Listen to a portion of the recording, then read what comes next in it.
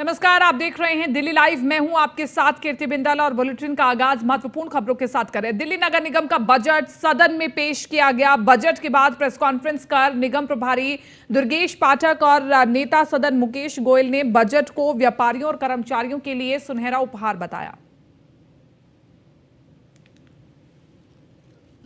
अगर आप दिल्ली सरकार का बजट देखें तो उसके केंद्र में है कि एक मॉडर्न दिल्ली बनाना है, एक चमकती हुई दिल्ली बनाना है।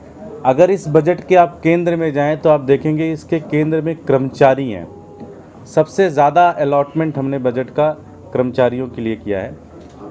16,000 करोड़ के आसपास का बजट एमसीडी का है। पहली बार हिस्ट्री में ऐसा हुआ होगा कि 8,200 करोड़ से ज़्यादा दिल्ली के मुख्यमंत्री अरविंद केजरीवाल जी ने एमसीडी को दिया है। 8,000 करोड़ से ज़्यादा, मतलब लगभग एमसीडी के बजट का 50% बजट जो है वो आज दिल्ली सरकार ने दिया है। तो इसलिए राहत मिली। हम 16,000 करोड़ का जो बजट था उसमें हमने कर्मचारियों को केंद्र में रखा। ज़्यादा से ज़्यादा अलॉटमेंट हमने उनकी की जिससे उनको समय पर तनख्वाह मिलता चला जाए और बाकी पैसे से हम विकास का काम करेंगे। दिल्ली नगर निगम का बजट पास होने के बाद बीजेपी निगम पार्षद गुलाब सिंह राठौर, मनीष सिसोदिया और सत्येंद्र जैन कहां है लिखे पोस्टर के साथ बाहर निकलते आते नजर आए और बजट को लेकर उन्होंने क्या कुछ कहा है, आपको सुनवाते हैं।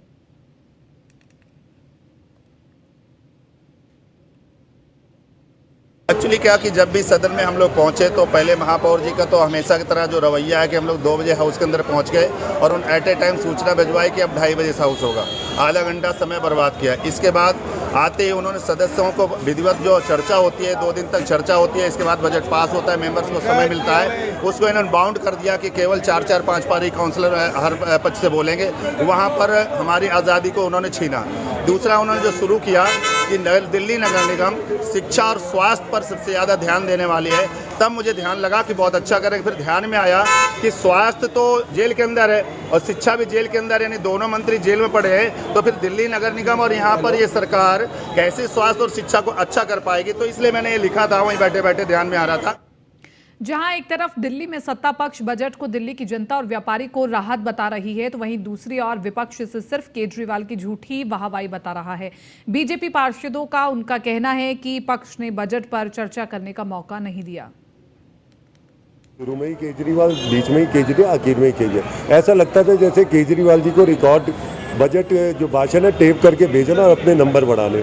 बजट पे उनके प्रोविजंस में एक भी सत्ता पक्ष के पार्षद ने कुछ नहीं बोला और जो 4-5 प्रस्ताव भी लेकर आए वो तो शेख चिल्ली के हसीन सपने थे, जिसमें ना तो सरकारी भावना दिख रही थी ना काम करने की भावना। वो एक कागज़ के टुकड़े थे जो जनता और व्यापारियों को गुमराह करने के लिए थे, वो उन्होंने पेश किए। लेकिन जनता समझ रही है कि इनके बस का कुछ है नहीं, ना प्रोविजन है बजट में, ना ये कुछ करना चाहते हैं। कुछ लोगों को बुलवाया गया, चर्चा ही नहीं होनी थी। मैडम ने कहा 4 इधर से बोलेंगे, 4 उधर से बोलेंगे और सबकी लिमिटेशन कर दी 5-5 मिनट की।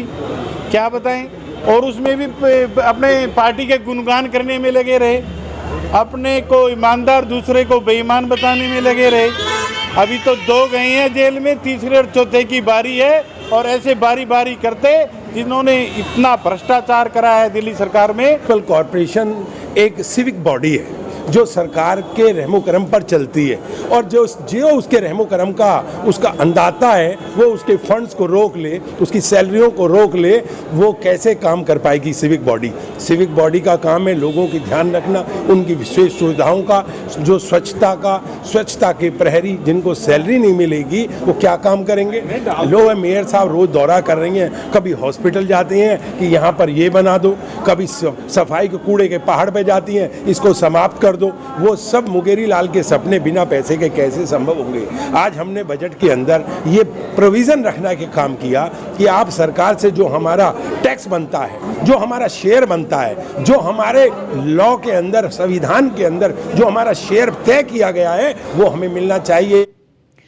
पूर्वी दिल्ली के विकास मार्ग पर प्रीत विहार स्थित स्माइल एंड स्पा सेंटर को दिल्ली नगर निगम के स्वास्थ्य विभाग ने मंगलवार को दिल्ली पुलिस की मौजूदगी में सील कर दिया। कार्रवाई के दौरान सेंटर में 5 महिलाएं मिली। यहां स्पा सेंटर की आड़ में वेश्यावृत्ति हो रही थी। कुछ महीने पहले पुलिस ने सेंटर में छापेमारी कर कई विदेशी महिलाओं को वेश्यावृत्ति करते हुए पकड़ा था। आनंद विहार व प्रीत विहार थाने में स्पा सेंटर के मालिक आशीष चोपड़ा के खिलाफ 3 प्राथमिकी पंजीकृत की है।